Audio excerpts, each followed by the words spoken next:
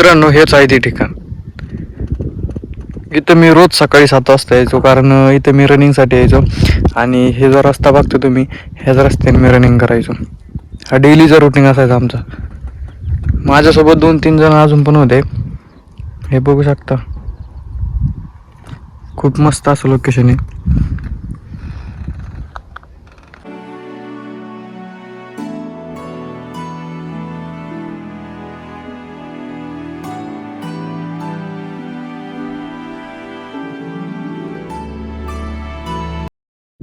हाय मित्रांनो, good morning. कसे आहेत? मजेत ना? स्वागत आहे तुमचं पुन्हा एकदा माझ्या नवीन व्हिडिओमध्ये.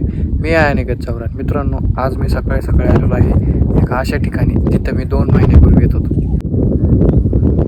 मित्रांनो, हेच आहे ते ठिकाण.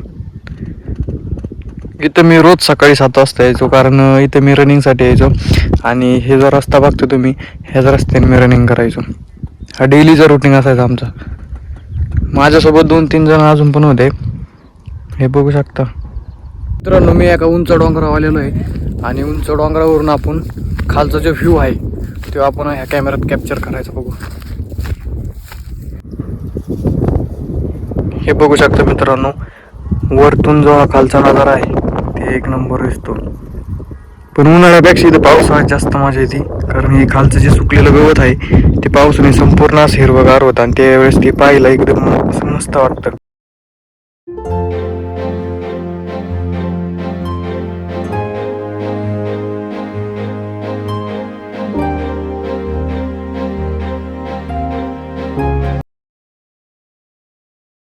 असा खूप उंच असा डोंगर आहे आणि डोंगरावर आल्यानंतर आहे ना, हवा पण इतकी जोराची सुटली. आता मस्त अशी गार हवा लागते.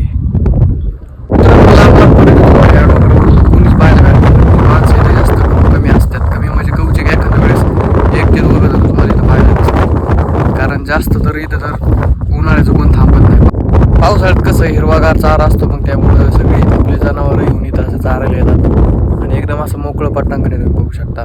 मित्रांनो, डोंगर चढताना आपल्याला काय वाटत नाही, पण ज्यावेळेस आपण खाली उतरतो त्यावेळेस जी दगाडी असते ती आपल्या पायाखाली येतात. हे बघू शकता दगड, आणि याच्यावर पाय पडल्यानंतर पूर्णपणे आपण असं खोलकडतं आपल्याला नीट चालता पण येत नाही. त्यामुळं उतरताना कधी पण सावकाश चालत जा.